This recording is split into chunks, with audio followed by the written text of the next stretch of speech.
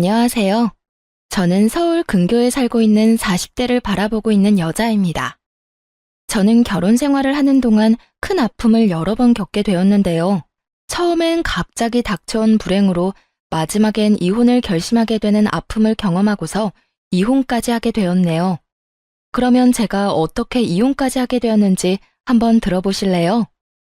저와 남편은 20대 중반쯤에 소개팅으로 처음 만난 사이였어요. 첫 만남은 썩 좋진 않았어요.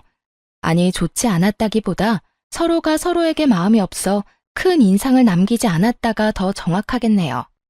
그렇게 저흰 소개팅 자리에서 밥만 먹고 헤어진 후 서로를 잊고 살았어요. 그렇게 시간은 흘러 저흰 30대가 되었고 우연히 회사에서 다시 만나게 된 것이었죠.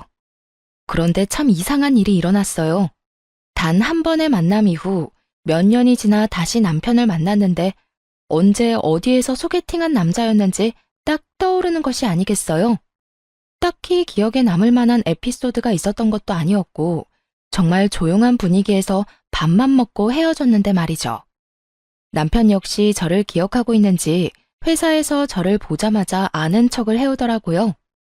그래서였을까요? 평소에 운명론을 믿지도 않던 저였는데 이상하리만큼 운명이란 단어가 제 뇌리에 꽂혀 물 흐르듯 자연스럽게 마음이 가기 시작하더니 정신을 차려보니 결혼까지 한 사이가 되었더군요. 그렇게 한 결혼, 마냥 행복하진 않았습니다. 전 3번의 유산을 경험하게 되었고 저와 남편은 점점 지쳐갔으니까요. 남편은 괜찮다며 저를 위로하고 달래주었지만 그런 남편 역시 점점 지쳐가는 게 눈에 보이더라고요. 그렇게 실망에 실망을 더해가던 어느 날, 남편이 도저히 버틸 수가 없었는지 저에게 이런 말을 해오더라고요. 여보, 우리 이제 그만하자. 더는 임신 때문에 우리 행복까지 깎아먹는 짓 그만해. 나 당신이 점점 지쳐가는 모습 보는 게 너무 힘들어. 그러니까 우리 이제 우리 행복만을 위해서 살자. 그래도 될까? 사실 나도 너무 힘들어. 그런데 부모님들은 어떻게 해? 많이 기다리고 계시잖아. 일단은 비밀로 해. 괜한 스트레스 만들지 말자고. 시간이 지나면 부모님들도 포기하시겠지. 그리고 우리 인생 우리가 사는 거지. 부모님들이 살아주는 것도 아니잖아. 그러니까 그런 걱정하지 말고 당신은 앞으로 당신 생각만 해. 포기하고 싶은 순간이 한두 번이 아니었기에 남편의 말이 참 고맙기도 반갑기도 하더군요. 그날 이후 저와 남편은 계속 다녀왔던 병원도 가지 않고 그저 자연 임신을 기다리며 마음 편히 지내려고 노력했어요. 다시 한번 기회가 닿아 임신이 된다면 참 좋은 일이지만 그렇지 않다면 우리 둘만 행복하게 살자고요. 그렇게 2년이 지난 어느 날 저에게 다시 한번 기적이 찾아왔습니다. 네, 자연 임신이 된 것이었어요. 이번엔 무슨 일이 있어도 기적처럼 찾아온 생명을 지키고 싶었기에 전 임신 사실을 알자마자 회사까지 그만두고 몸조리에 힘썼어요.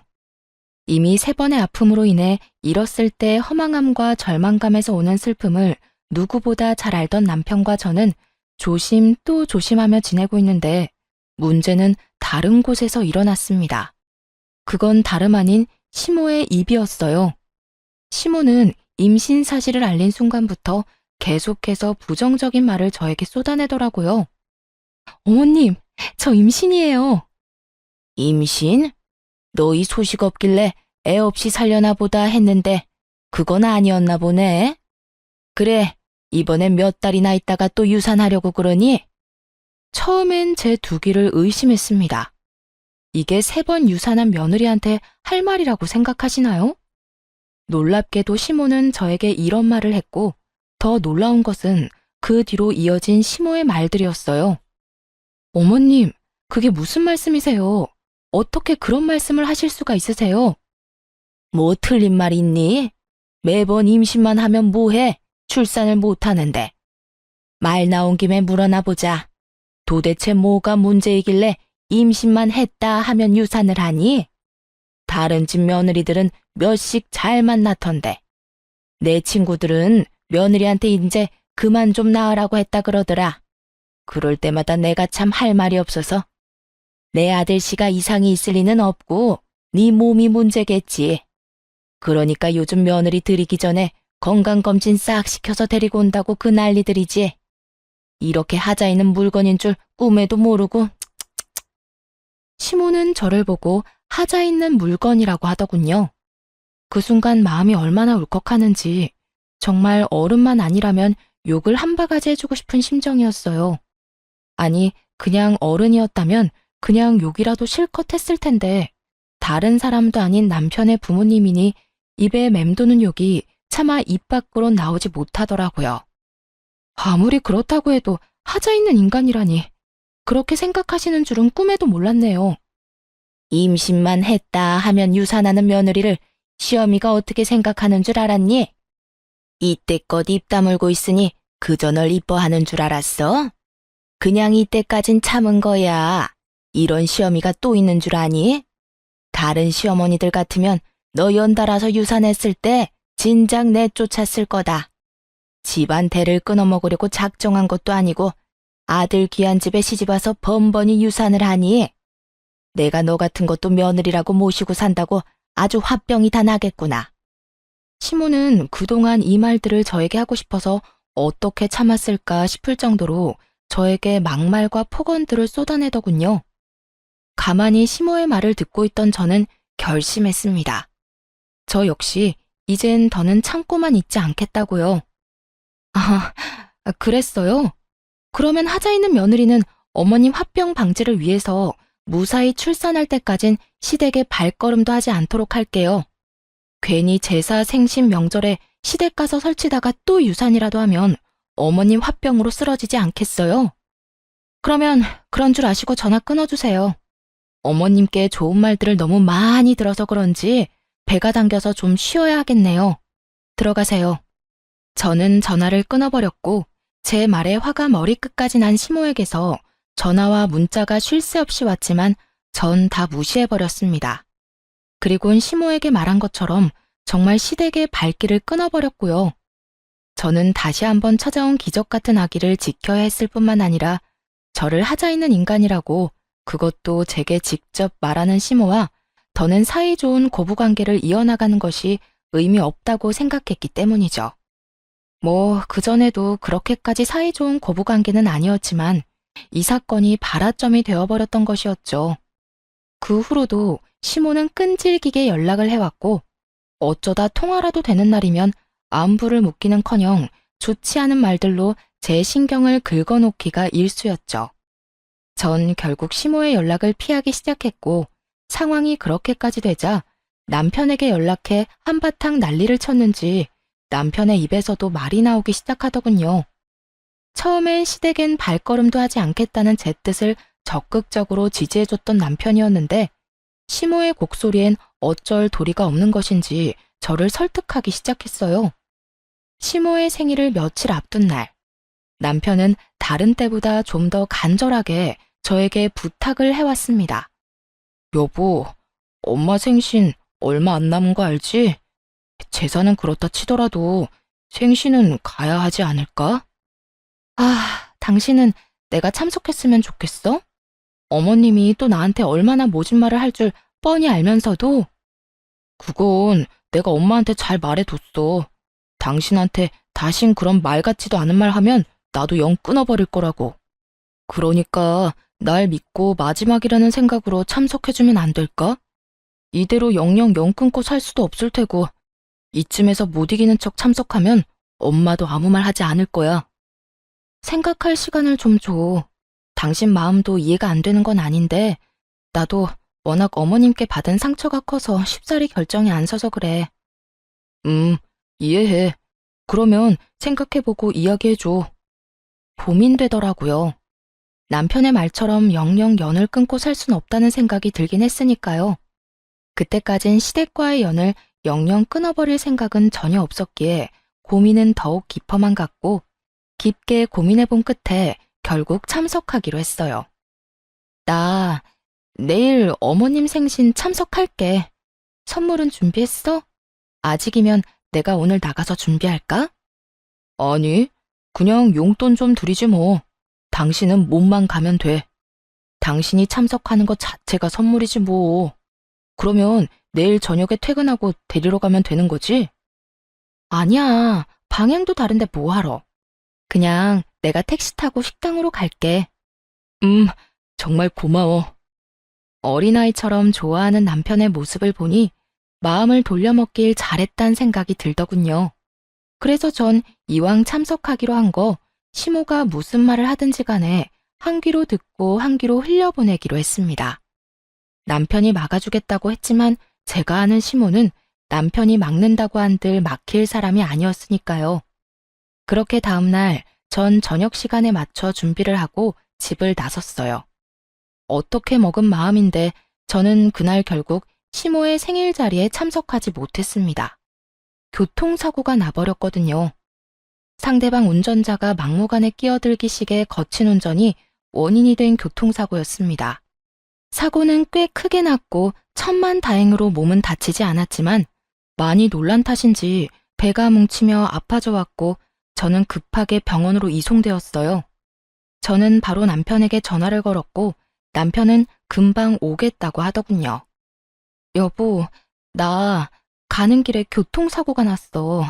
지금 구급차 타고 내가 다니던 병원으로 가고 있는데 나 너무 무서워. 배가 너무 아파. 잘못되면 어떡해? 뭐? 어쩌다가 많이 아파? 괜찮을 거야. 괜찮아. 일단 내가 지금 병원으로 갈 테니까 걱정하지 말고 가 있어. 내가 금방 갈게. 정신없이 병원에 도착해 진료를 받으니 다행히 많이 놀랐을 뿐 아기와 저는 괜찮다고 하더군요.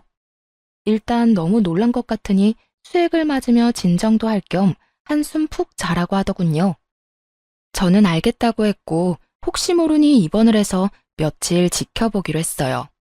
그렇게 전 입원을 하고 병실에서 수액을 맞으며 남편을 기다리다 잠이 들었습니다. 한참 잠을 자고 있는데 얼굴에 차가운 무언가가 확 뿌려지는 느낌이 들었어요.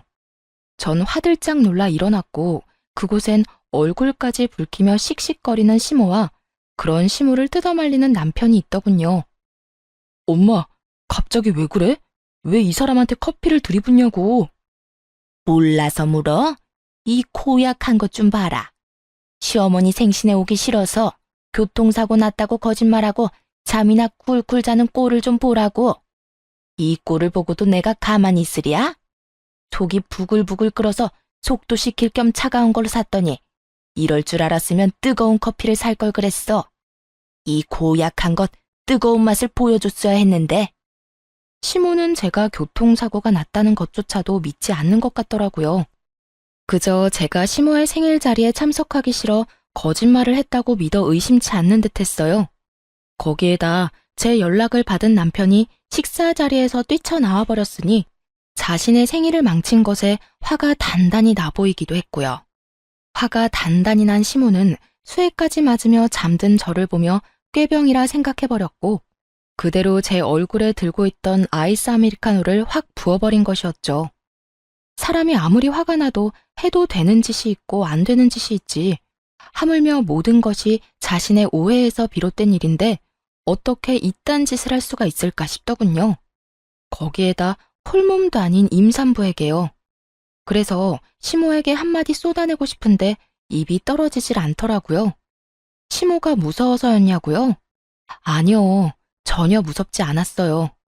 그저 너무 황당해서 말이 안 나오더라고요.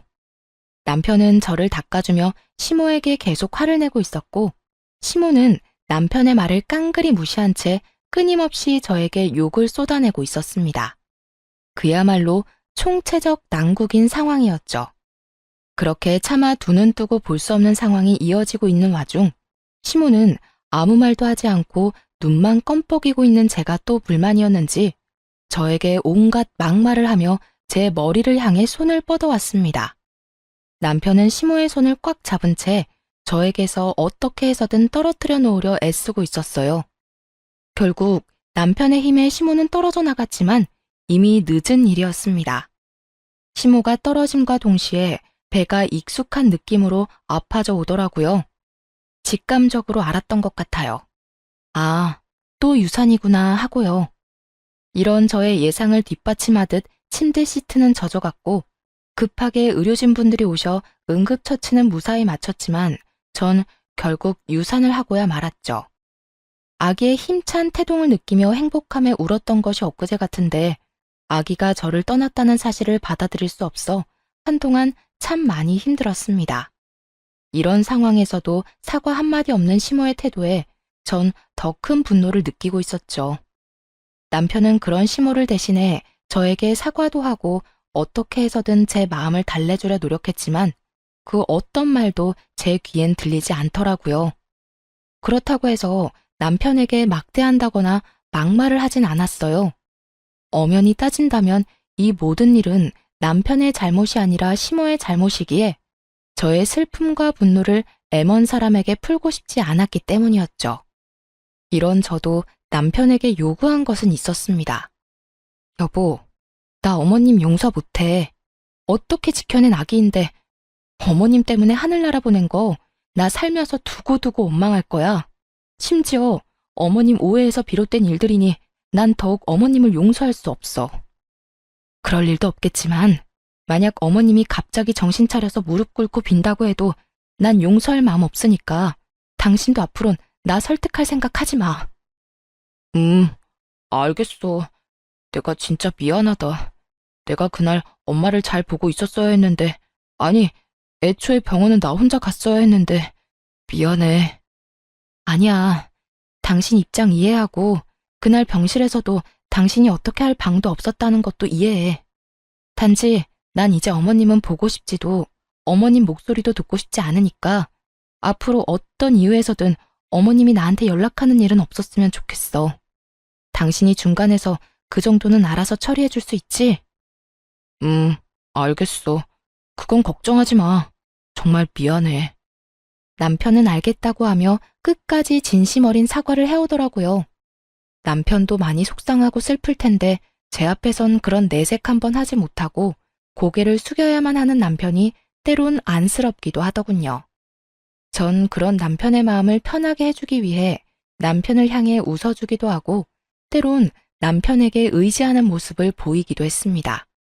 하지만 실상은 그저 혼자만의 아픔의 시간을 보내고 있었죠. 처음엔 주로 몸 회복에 시간을 보냈고 몸 회복이 되고 난 후부턴 남편과 여행을 다니며 마음 회복에 힘썼어요. 그렇게 1년이 지났을 무렵 남편과 전 결혼 이후 최고로 사이가 좋은 때를 보내고 있었습니다. 하지만 그런 시절도 잠시 남편의 퇴근이 점점 늦어지더군요.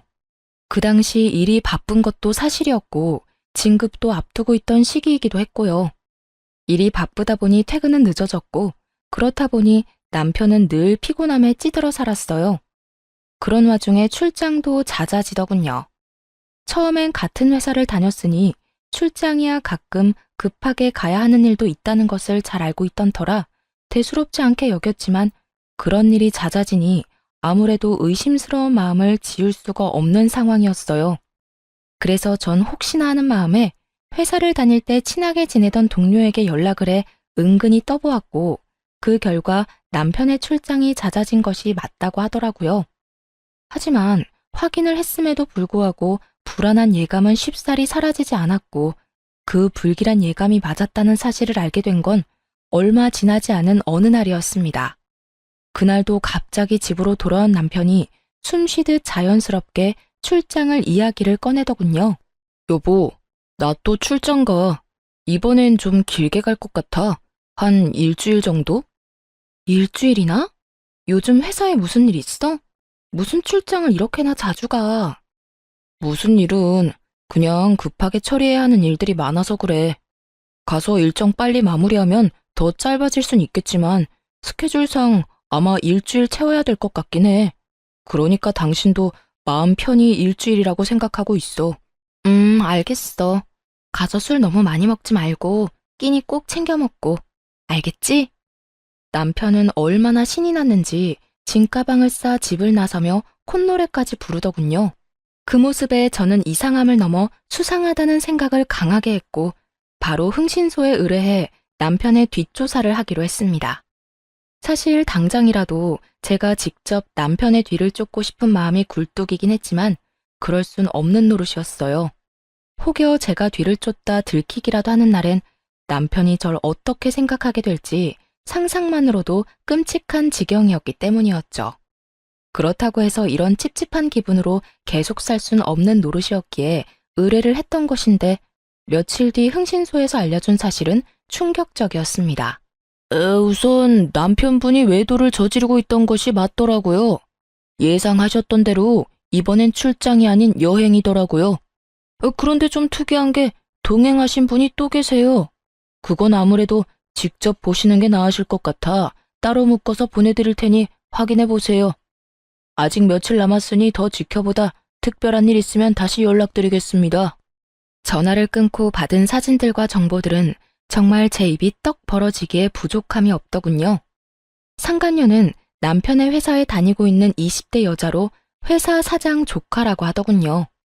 남편의 출장길엔 늘 동행했던 것으로 예상이 되는데 이상한 점은 출장을 함께 가면 상간녀도 거래처 사람들을 만난다거나 다른 일을 한다거나 해야 하는데 오로지 남편만 일을 하고 그 시간 동안 상간녀는 늘 쉬고 있는 것이 이상했다고 하더라고요. 그래서 알아보니 남편이 출장을 갈 때마다 상간녀는 회사를 쉬고 남편을 따라 출장길을 함께 했던 것이었습니다. 아마 매번 남편과 함께 출장을 갈 방도가 없으니 그렇게 했던 것 같더라고요. 그러고 보니 떠오른 남편의 말이 있었어요.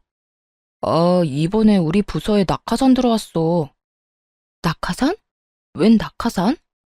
사장 조카라는 여자애 하나가 들어왔는데 아무리 낙하산이라도 그렇지 일을 전혀 못하는 거 있지? 어떻게 기본 지식도 없는 핏덩이를 우리 부서에 넣을 수가 있어. 진짜 짜증나서 일할 맛 안 난다니까. 핏덩이라고 칭하며 욕을 해대더니 그 핏덩이와 외도나 저지르는 꼴이라니 정말 구역질이 다 나올 지경이더라고요. 거기에다 두 사람이 만난 시기 역시 참 충격적이었어요. 정확한 시기는 알 수 없으나 두 사람의 대화와 회사에 알아본 시기로 추측해보건대 적어도 몇 달은 되어 보인다고 하더라고요. 몇 달 전이라고 함은 남편과 한창 사이가 좋을 때로 저는 아무것도 모르고 남편에게 고마워하며 남편에 대한 애정을 키워나갈 때 남편은 외도나 저지르고 있었다니 정말 치가 떨려오더군요. 거기에다 정말 가관인 건 뭔지 아세요? 흥신소 직원분이 말했던 또 다른 동행인이 다름 아닌 시모였단 사실이었습니다. 상간녀와 다정히 팔짱을 끼고 있는 시모의 모습을 본 순간 정말 눈이 뒤집히는 게 어떤 느낌인지 알 것 같더라고요. 특히나 이번 출장길이 사실은 출장이 아닌 상간녀와 함께 시모를 모시고 간 여행길이란 걸 안 순간 세 사람이 어떤 추악한 계획을 세우고 있는지 훤히 다 보이더군요. 제가 누구 때문에 아기를 잃고 어떻게 그 힘들고 절망적인 순간들을 이겨냈는데 그런 제 뒤에서 남편과 시모는 이딴 짓거리나 저지르고 다녔다니 이혼을 해도 곱게 이혼을 할 수는 없는 노릇이었습니다. 일단 전 친하게 지내던 예전 회사 동료를 만나 사실을 말해주며 상간녀에 대해서 알아보기로 했습니다. 워낙 친하기도 하고 믿었던 친구라 숨김없이 모든 걸 털어놓게 되었죠. 너 얼굴이 왜 이래? 아직 몸이 안 좋은 거야? 아니, 몸은 완전히 회복됐는데 기가 막힐 일이 생겼어. 회사에 사장님 조카 다니고 있지? 그 여자애랑 내 남편이랑 바람 피우고 있더라. 그래서 오늘 너한테 만나자고 했어. 뭐? 지금 그 말이 사실이야? 어디 할 짓이 없어서 유부남을 건드려. 어쩐지 눈웃음 살살 치고 다니더라니. 와, 현욱 씨가 바람 피울 줄은 진짜 상상도 못했다. 아마 사장 조카라는 게 크게 한몫을 한 것 같더라. 처음엔 어린 핏덩이 낙하산이라고 하면서 싫어했었거든. 그런 인간이 왜 갑자기 사랑하는 마음이 생겼겠어? 어떻게 해서든 사장 조카 줄 잡고 성공하고 싶어서 그런 거 아니겠어? 아무래도 회사를 물려받는다는 소문이 돌고 있긴 하지. 그 소문 진짜야? 와, 너무 억울해서 말이 안 나오네. 이혼하면 그년이랑 하하호 잘 먹고 잘 살 거 아니야. 억울해서 미치겠다 정말. 그렇게 될 것 같으면 내가 이렇게 웃고 있겠어? 걱정하지 말고 넌 이혼 준비나 제대로 해. 내가 다 도와줄 테니까. 이렇듯 친구는 저에게 필요한 사실과 정보들을 다 알려주었고 마지막까지 저를 돕겠다고 해주었습니다. 그렇게 전 이혼 준비에 박차를 가했고 기다리던 남편의 여행이 끝나는 날 시모에게서 연락이 오더라고요. 기니 할 이야기 있으니 당장 시댁으로 오라는 말이었죠. 시모의 전화를 끊자마자 남편 역시 문자로 시댁에 먼저 가 있을 것이니 바로 오면 된다고 하더군요. 전 마음의 준비를 단단히 하고 시댁으로 향했죠. 오늘도 안 오면 어떻게 하나 했더니 뭐하고 성게야? 천장 안 무너지니 얼른 앉거라. 그래, 여보, 여기 앉아. 시모는 제 얼굴을 보는 것 자체가 짜증이 치밀어 오른다는 듯 저에게 신경질적으로 굴었고 남편은 저의 눈치를 살피고 있더군요.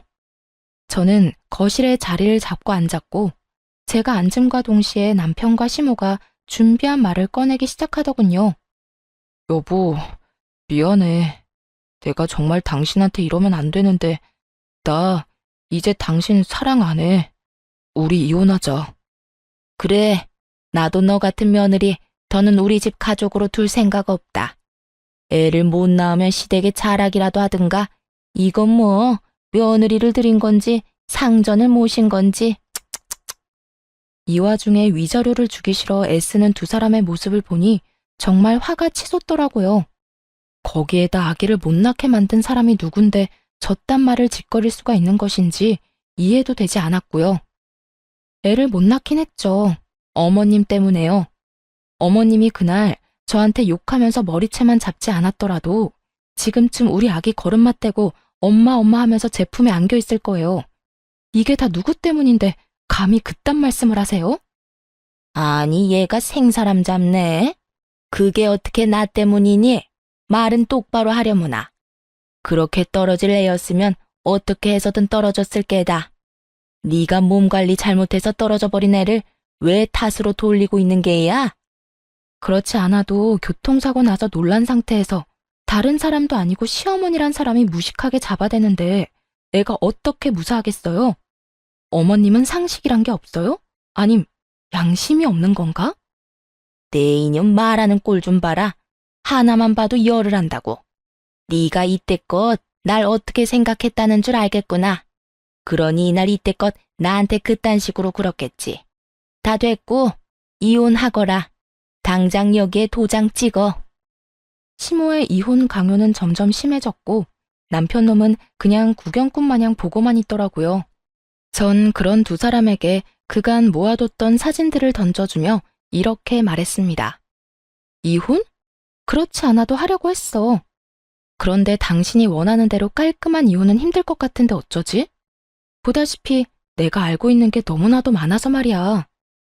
외도 사실을 들켜버린 두 사람은 수상한 눈빛을 주고받더니 무언가 결심했다는 듯 고개를 끄덕이더라고요. 그리곤 이내 남편이 저를 바라보며 이렇게 말했어요. 몰랐으면 좋았겠지만 알았다니 다 말할게. 나 다른 여자 생겼어. 만난 지 얼마 안 됐긴 했지만 나 그 여자 사랑해.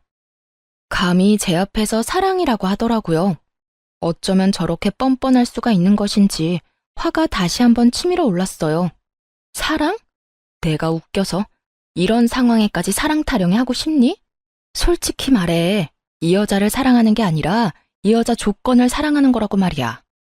내가 당신 바람난 것도 다 아는데 이 여자 뒷조사는 안 해봤을 것 같아? 이 여자 당신이랑 나랑 다니던 그 회사 사장 조카라며? 왜? 회사 자기가 물려받기라도 한대? 그래서 당신 앞날 보장이라도 해주겠대? 전곡을 찔렸는지 남편은 잠시 멈칫한다 싶더니 이내 하소연을 하며 어쩔 수 없는 결정이었다는 듯 교묘하게 제 탓으로 돌리기 시작했어요. 그걸 어떻게... 그래, 나 성공하고 싶어. 당신이랑 헤어지고 가기만 하면 내 인생 성공하는 지름길이 보이는데 당연히 가야 하지 않겠어? 막말로 우리한테 애가 있는 것도 아니잖아. 그리고 나 당신이랑 엄마 사이에서 많이 힘들었어. 당신은 당신대로 난리고 엄마는 엄마대로 나한테 섭섭하다고 난리고. 야, 이 와중에 불쌍한 척하는 것도 모자라 내 탓까지 하는 거야? 당신도 참 어떤 면에선 대단하다. 당신 탓을 하려는 게 아니라 그냥 나도 내 나름대로는 힘들었단 말을 하는 거야. 이해까진 바라지 않지만 그저 알아만 달라는 거라고. 알아달라는 자체가 뻔뻔한 짓이야. 알아? 그래서 그 여자는 당신 엄마 좋대? 그래서 여행까지 같이 갔나? 끝없이 몰아붙이는 저를 향해 남편은 될 대로 되라는 듯 짓거리며 마지막 합의안을 제시했어요. 그래, 그 여자는 남들이 친딸이냐고 오해할 만큼 우리 엄마랑 사이 좋더라. 엄마랑 잘 지내주니까 지내는 며칠 내내 나도 마음이 편했고. 그러니까 이혼해. 당신이 이혼만 해주면 지금 사는 집도 당신 명의로 해주고 위자료도 넉넉하게 챙겨줄게. 그러니까 조용히 이혼만 해. 이런 상황까지 미리 생각해 본 적이 있는 듯 남편 놈은 막힘없이 조건들을 줄줄이 읊어대고 있더라고요. 그 말을 듣고 있으니 나쁘지 않은 조건이라 생각했어요. 재산 분할을 해봤자 이 정도는 받지 못할 것이고 진정한 복수는 따로 남아 있었으니까요. 이혼, 좋지. 그래, 하자 이혼. 나도 너 같은 거 데리고 살 생각도 없고 당신 엄마도 지긋지긋해. 집, 명의, 위자료, 약속 꼭 지켜. 앞으로 얼마나 행복하게 잘 사는지 내가 지켜볼 테니까. 그까짓 집이랑 푼돈 절대 안 떼먹을 테니까 서류 준비나 제대로 해놔. 바로 다 넘겨주고 이혼 도장 찍을 수 있게 말이야. 남편은 한시라도 빨리 이혼하고 싶다는 듯 저에게 당부 또 당부했고 시모 역시 당장이라도 동네 잔치라도 열 듯 기뻐하며 한마디 보태더라고요. 그래, 빠르면 빠를수록 좋으니 얼른 서둘러라 아들. 드디어 이혼하는구나. 이제 우리 아들 잘 될 일만 남았어. 전현이 네 앞길을 막고 있어 내가 늘 걱정이었는데 이젠 두 발 뻗고 자겠어. 시모는 귀가 찢어지게 앙칼진 목소리를 내며 웃었고 저 역시 그런 시모를 보며 웃음이 새어나왔지만 참고 또 참았습니다. 아직은 제가 웃을 때가 아니었으니까요. 다음 날부터 저와 남편은 이혼 절차를 밟기 시작했고 남편은 약속한 대로 집을 비롯해 그간 모았던 돈을 거의 다 저에게 위자료로 주었습니다. 그렇게 이혼을 한 후 저는 곧바로 상간녀 소송을 진행했고 상간녀에게도 위자료를 받고 끝낼 수 있었죠. 모든 일을 끝낸 후 이제 저에게 남은 것은 그저 기다리는 것뿐이었어요. 그리고 앞으로 일어날 일들을 그저 지켜만 보면 되는 상황이었죠. 얼마 지나지 않자 드디어 친구에게 연락이 왔고 전 가벼운 발걸음으로 전 남편의 회사로 갔습니다. 회사에 도착하니 난리통도 그런 난리통이 또 없더라고요. 상간녀는 친구에게 마구잡이로 화를 내고 있었고 남편은 망연자실한 얼굴로 두 사람을 보고 있었어요. 언니가 어떻게 나한테 이럴 수가 있어? 다른 사람도 아닌 언니가. 우리 가족이잖아. 친자매는 아니더라도 우리 가족이잖아. 그런 언니가 어떻게 이럴 수가 있냐고. 난 너 같은 동생 둔 적 없어. 아니, 네가 우리 아빠 회사 들먹이면서 유부남이랑 놀아나는 순간부터 넌 내 동생 아니었어. 그러니까 회사에서 난동 그만 부리고 짐이나 싸. 짐 쌀 정신 없으면 그냥 가도 되고. 대충 보니까 일을 하는 둥 마는 둥 해서 그런지 중요한 짐도 없어 보이더라. 마지막 정으로 내가 다 쓰레기통에 버려줄 테니까 정 챙길 기분 아니면 그냥 가도 돼. 언니! 나 네 언니 아니라고 몇 번 말해. 얼른 꺼지지 못해? 제가 기다리던 진정한 복수는 이것이었습니다. 사실 저에게 도움을 주던 친구는 사장의 친딸이었던 것이었죠. 친구는 회사를 물려받을 생각이 전혀 없었던 터라 일단 회사에 입사해 적당히 일을 배우고 훗날 자신의 사업체를 차리는 것이 꿈이었다고 하더군요. 그래서 상간녀는 회사 내에 친딸을 제외한 사장님의 핏줄은 자신뿐이니 무조건 자신이 회사를 물려받을 것이라 확신했고요. 내부 분위기 역시 물려주는 분위기로 기울어진 상태였다고 하더군요. 하지만 저에게 모든 이야기를 들은 친구는 사실은 자신이 사장님 딸이라는 사실을 저에게만 밝히며 복수를 돕겠다고 호언장담한 것이었죠. 그 후 친구는 자신의 아빠이자 회사 사장님에게 모든 사실을 알려버림과 동시에 회사를 물려받겠다고 선언해버렸고 전 남편과 상간녀는 졸지에 낙동강 오리알이 되어버렸던 것이었죠. 언니, 어떻게 나한테 이렇게 매정하게 굴어? 나 여기서 쫓겨나면 집에서도 쫓겨나는 거 잘 알잖아. 그러지 말고 제발 나한테 회사 안 물려줘도 되니까 우리 집에는 비밀로 해줘. 회사도 그냥 다니게 해주고, 응? 이렇게 빌게. 상간녀는 울고불고 하며 손이 발이 되도록 빌기 시작했고, 친구는 그런 상간녀를 냉정하게 내려다보며 이렇게 말하더군요. 이게 빈다고 끝날 문제야? 그리고 나한테 빌긴 왜 빌어? 네가 정말로 잘못한 사람은 따로 있는데, 네가 정말 그 남자를 사랑했든 말든 내 알 바 아니고 관심도 없는데, 인생 그렇게 살지 마. 너 그렇게 남 눈에 눈물 나게 하면 네 눈엔 피눈물 나는 법이야. 알겠어, 알겠다고. 내가 정말 잘못된 행동한 거 지금 죽어라고 후회하고 있다고. 그러니까 언니가 좀 해결해줘. 언니가 그 정도는 해줄 수 있잖아. 내가 왜? 난 그럴 생각 전혀 없으니까 네가 싼 똥 네가 치워. 알겠어? 상간녀는 그 자리에 주저앉아 울었고 전 남편은 그제야 다 끝났다는 것을 체감했는지 주변 눈치를 살피며 자리에서 일어나더군요. 그 순간 그만 저와 눈이 마주쳐버렸고 집도 저에게 주고 큰 금액의 위자료까지 주느라 거지가 되어버린 전 남편은 순간 제가 동아줄로 보였는지 불이 나게 제 앞으로 달려오더군요. 그리곤 깃털보다도 가벼운 무릎을 꿇고 저에게 빌기 시작했어요. 여보, 내가 잘못했어. 당신도 다 봤지. 전현이 날 속였어. 전현이 날 꼬시지만 않았더라도 내가 그딴 정신 나간 짓은 하지 않았을 거야. 넌 지금 그걸 변명이라고 하니? 네가 그렇게 말하면 아, 그랬구나 하고 내가 다 용서할 줄 알았어? 그게 아니라 난 그냥 내 상황이 그렇다고 알려주고 싶어서 그랬어. 당신도 알다시피 나 당신한테 위자료 준다고 돈도 없고 회사에도 외도남으로 낙인 찍혀서 곧 그만둬야 할 상황이야. 내가 이런 꼴이 됐는데 당신 마음 아프지 않아? 당신 그래도 날 사랑했었잖아. 그러니까 그간의 정을 생각해서 나 좀 용서해주고 나 좀 받아주면 안 될까?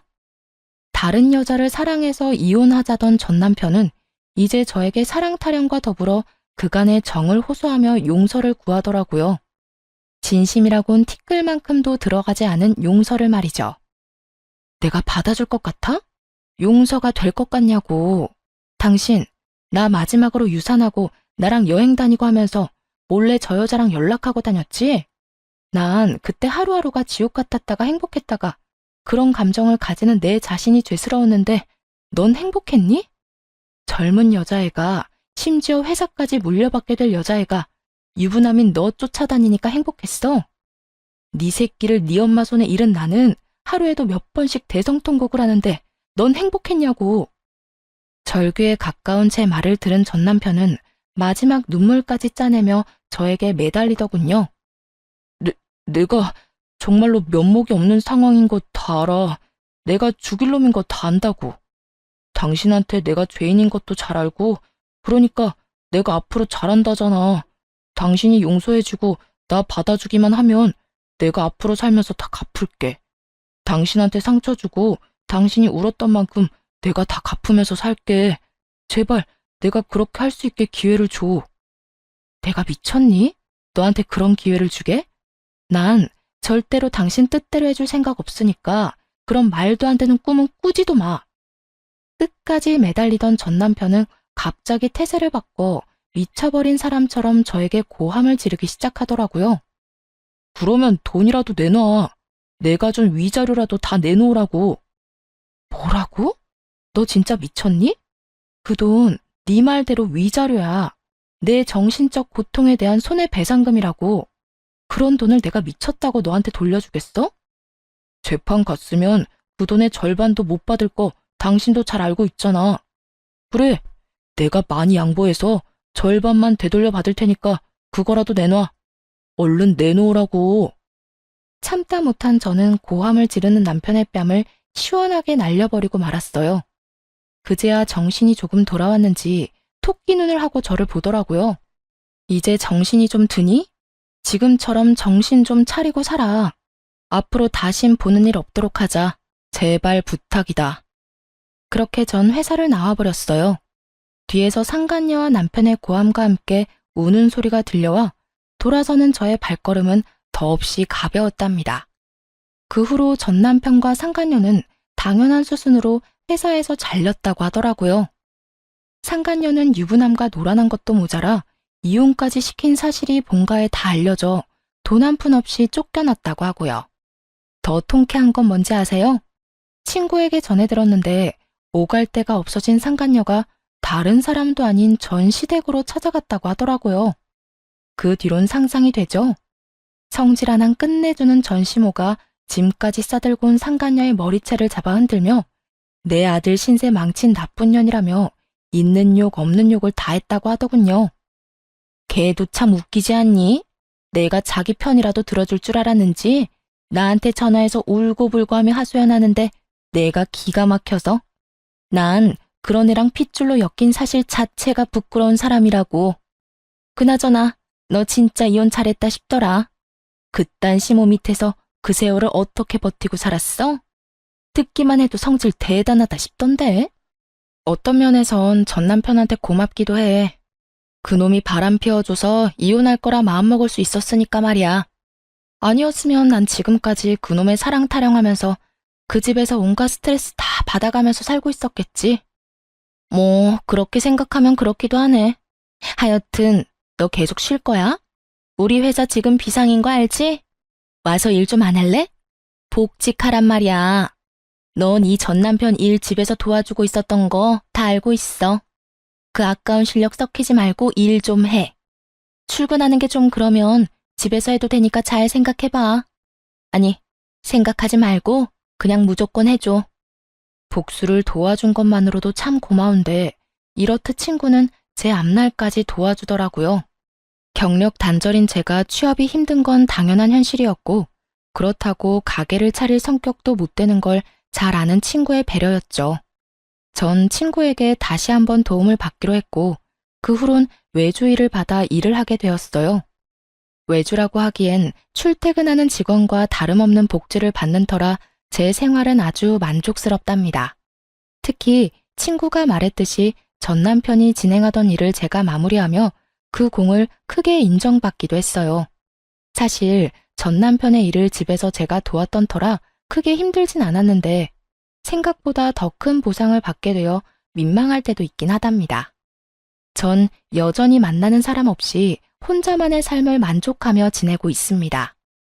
주변에서 소개를 해준다고들 하지만 혼자만의 삶에 워낙 만족하기에 다시 누군가를 만나고 싶은 생각이 전혀 없는 상태예요.